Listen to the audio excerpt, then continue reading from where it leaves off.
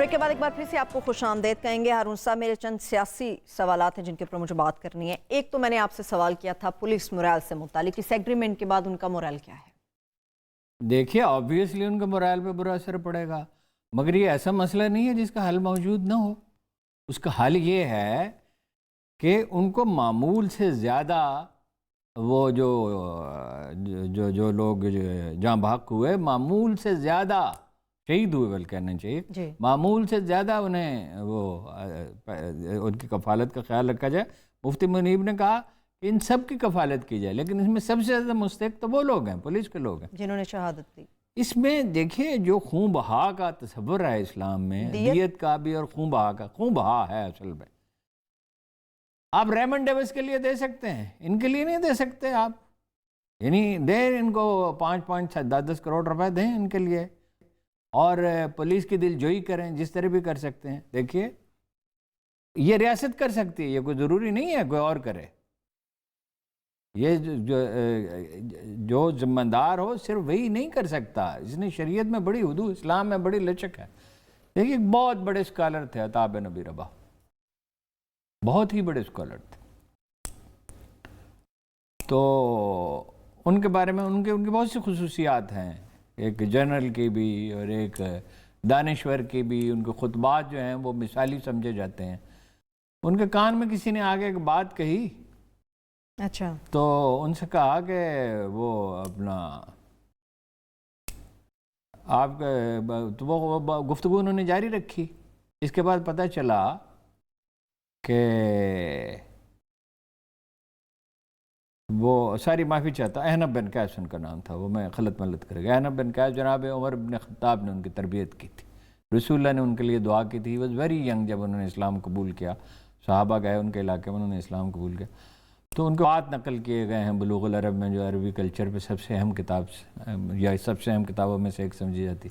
तो किसी ने उनके कान में कोई आगे बात कही, तो उन्होंने गुफ्तगू जारी रखी।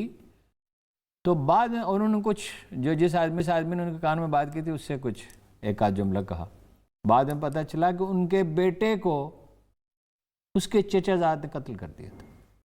तो उन्होंने इस आदमी से क्या कहा कि 70 ऊँट जो हैं, जो मेरे ऊँट खड़े हुए हैं, उनमें से जाके वो कातिल, वो जो लड़का है जिसने जुर्म किया, उसकी वालिदा को दे दो ताकि वो खून बहा अदा कर सके।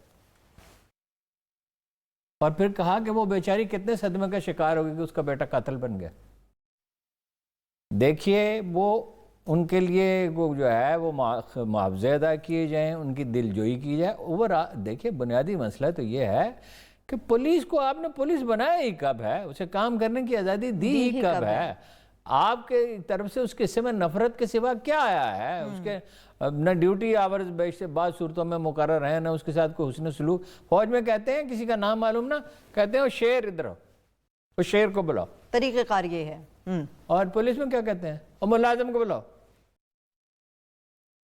देखिए, आपने वो कल्चर ही पैदा नहीं किया। पुलिस के बगैर कौन सी हुकूमत होती है जी? हुकूमत होती क्या है? पुलिस, जेल, अदालत, फौज, टैक्स कलेक्टर, ये हुकूमत होती है। यानी पुलिस का जैसी भी हो, पुलिस के बगैर हुकूमत का कोई तस्वर नहीं। आपने इसको बेमानी बना के रख दिया पुलिस को। इसके साथ क्या सलूक आपने किया है? ना उनको खाने पीने का बंदोबस्त, ना उनकी रहायश का, ना कोई 20 साल की भी सर्विस हो जाए उनके लिए कोई प्लाट का तस्वर है, ना उनके बच्चों की तालीम के लिए। वो बहुत डिमोरलाइज होंगे, लेकिन इसका इलाज मुमकिन है और आसानी से मुमकिन है, जो आपने बता दिया। ठीक है, एक एग्रीमेंट तो ये हुआ हारून साहब। कुछ एग्रीमेंट्स के ऊपर नूरुल हक कादरी साहब ने बात की कि कुछ वज़रा ये तासुर दे रहे हैं कि जो पहले एग्रीमेंट्स हुए उनका वज़ीर-ए-आज़म को इल्म नहीं था। क्या गलत बात है ना? इसका सादा जवाब, बिल्कुल गलत बात है। ये फैसल बाबड़ा साहब ने कहा। फैसल बाबड़ा साहब बेपर की हाँकते हैं, और क्लियर हो गया, सब चीज़ों का इल्म था। ठीक है, इसमें फवाद चौधरी साहब का रोल क्या रहा है अमल के अंदर? नहीं, फवाद चौधरी साहब से उन्होंने कहा ना, और ताहिर अशरफी साहब से कल जब वो गए कि भाई मेहरबानी करके इनसे कहें कि मीटिंग में शरीक ना हो, इनसे मादरत कर लें। तो फवाद साहब से मुफ्ती मुनीबुर रहमान, फवाद साहब को एहसास होना चाहिए ना, वो जो रूयत हिलाल कमेटी के बारे में बहुत सख्त रिमार्क्स देते थे कि वो नहीं देने चाहिए। यानी उनका मौका मुमकिन है, बहुत से लोग उससे ज़्यादा लोग उनसे इत्तफाक करेंगे कि चांद देखना सिर्फ उलमा का काम नहीं है, चांद कोई भी देख सकता है, लेकिन लब लहजा तो शाइस्ता होने चाहिए ना। उन्होंने तासुर पैदा हुआ कि गोया ये उलमा ही के खिलाफ है। یہ تاثر، یہی میڈیا میں بھی تاثر پیدا ہوا. کبھی انہوں نے یہ سمجھایا وزیر اعظم کو کہ میڈیا کی ناک رگڑنی چاہیے، تاثر ہے، ایسا ہے عملی طور پہ کتنا ہے یا نہیں ہے ان کا رول ہے. تو یہ ایسے موقع پر، اور طاہر اشرفی صاحب کو تو خود وہاں نہیں جانا چاہیے تھا، ان کا ایک دوسرے مکتب فکر سے تعلق ہے اور کوئی قابل رشک شہرت تو ان کی نہیں ہے، وہ جائیں.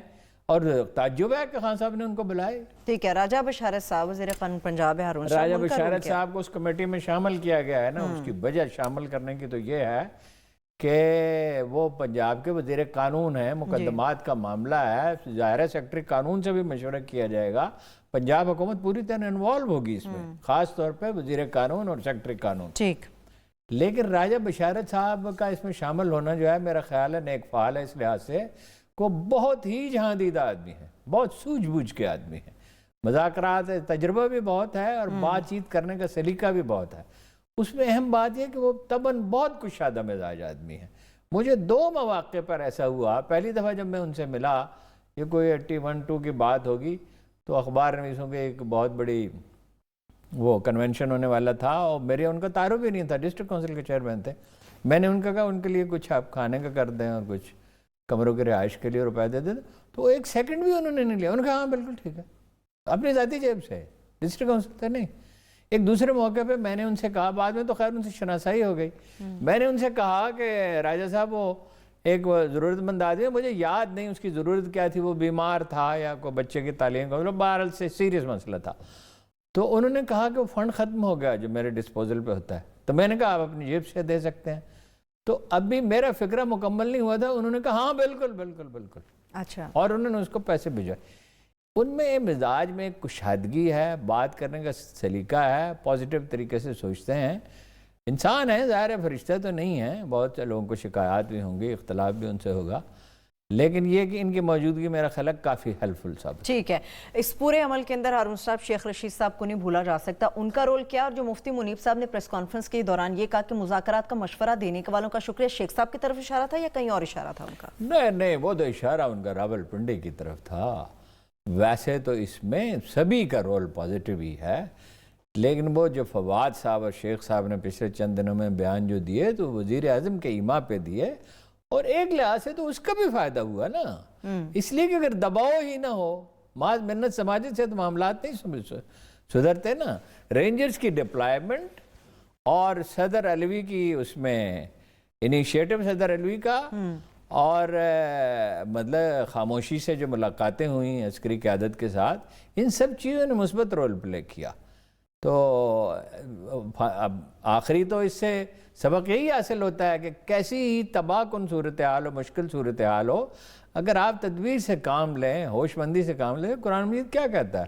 جو ہلاک ہوا وہ دلیل سے ہلاک ہوا، جو جیا وہ دلیل، جو زندہ رہا وہ دلیل سے زندہ رہا. اصل چیز تو دانش ہے، حکمت ہے، وزڈم ہے. اصل چیز قوت نہیں ہے. قوت ایک دن ٹوٹ کے گر پڑتی ہے، ہار جاتی ہے، تباہ ہو جاتی ہے. کون گیا ہے قائد اعظم کے بعد آبرو بندی کے ساتھ اقتدار سے؟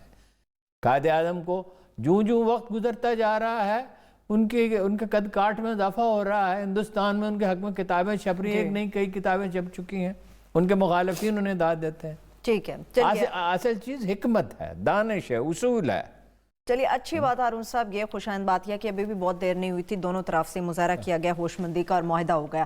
چلیے ہارون صاحب میرے پاس آخری 4 منٹ ہے، مگر آپ نے جب قوت کی بات کی ہے تو میرے پاس 2 اہم پوائنٹس ہیں جس میں سے آپ مرضی جس کا انتخاب کر لیں. ایک تو قوت وہ ہے پاک امریکہ ریلیشن سے متعلق، وہاں بھی کچھ ہے، اور ایک قوت کا 2-3 باتیں ہیں. اب وقت تو رہ نہیں گیا. G20 کا اجلاس ہوا ہے جس میں ایک تو فیصلہ یہ ہوا کہ 15% ملٹی نیشنلز کو ٹیکس دینا ہوگا جس بھی ملک میں چاہیں بزنس، کارپوریٹ ٹیکس کے حوالے سے، کیونکہ وہ غریب ملکوں میں چلے جاتے تھے، نہ غریب ملکوں کو کوئی فائدہ ہوتا تھا اور نہ عالمی معیشت کو فائدہ ہوتا. دوسرا اس چیز پہ بحث ہوئی ہے کہ یہ جو کرونا کی وجہ سے معیشت میں زوال آیا ہے اور یہ بحری جہازوں کی آمد و رفت وغیرہ اور پٹرول کی قیمت بڑھی ہے چیزیں، اس کو کس طرح آسانیاں پیدا کی جائیں. افسوس کہ ماحولیات پہ اتفاق نہیں ہو سکا. $100 بلین کا انہوں نے پچھلی دفعہ وعدہ کیا تھا غریب ملکوں کو دیں گے تاکہ وہ کوئلے سے چلنے والے یا ایسے وہ بجلی گھر نہ بنائیں یا ایسے ادارے نہ بنائیں کارخانے جس سے پولوشن بڑھے، مگر وہ وعدہ انہوں نے پورا نہیں کیا. اس دفعہ بھی اس پہ کوئی اتفاق رائے نہیں ہو سکا.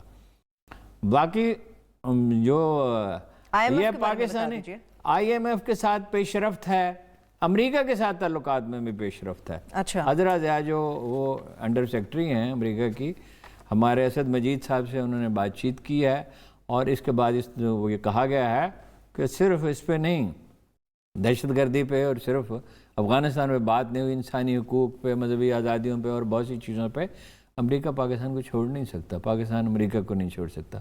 پھر پاکستان زور دے رہا ہے کہ بھائی افغان عوام کے لیے وہ اس وقت وہ بھوکے ہیں, تکلیف میں ہیں, $47 کروڑ وہ دے چکے ہیں, $14 کروڑ وہ اور دینے کے لیے تیار ہیں. اتنی سردموری کے باوجود بھی تعلقات کو مزید وہ بحال وہ تو دیکھیں نا, ویتنام کے ساتھ تو ان کی جنگ تھی, آج ویتنام ان کا حلیف ہے چین کے خلاف.